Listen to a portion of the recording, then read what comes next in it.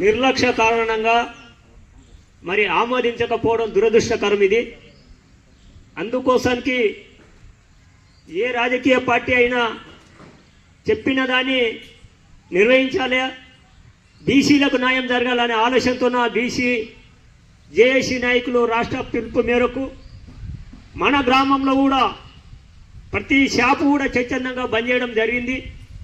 అదేవిధంగా కూడా మన స్కూల్ దగ్గర కూడా స్కూల్ను కూడా బంద్ చేయాలి, ప్రభుత్వానికి కనువిప్పు కలగాలనే ఆశయంతోన ఆలోచనతోన విద్యార్థుల చదువులతోన ఇబ్బంది పడవద్దు.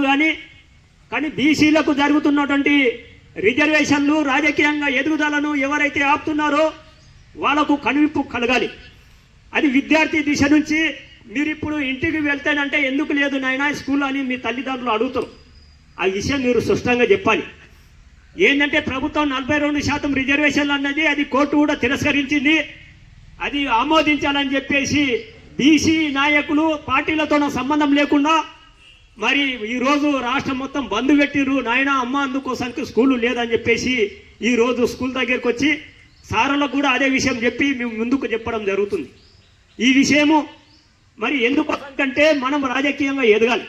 రిజర్వేషన్లు మాటలతోనో కాదు చేతులతోనో చూపెట్టాలి. ప్రభుత్వాలు కనిప్పు కలగాలి. ఏ ప్రభుత్వమైనా సరే బీసీలకు న్యాయం జరగాలని చెప్పేసి ఈ తెలంగాణ రాష్ట్ర బంద్లో భాగంగా మనం కూడా పాల్గొంటున్న సందర్భంగా స్కూళ్ళను బంద్ చేయమని చెప్పేసి స్కూలుకు సెలవు ఇవ్వాలని చెప్పేసి ప్రధాన ఆచార్యులను అధ్యాపకులను అందరినీ కూడా హృదయపూర్వకంగా సత్యంగా కోరుతూ ఈ అవకాశం ఇచ్చినటువంటి పెద్దలకు అందరికీ కూడా హృదయపూర్వకంగా ధన్యవాదాలు తెలుపుకుంటూ ఉంచుకుంటున్నా. జై హింద్.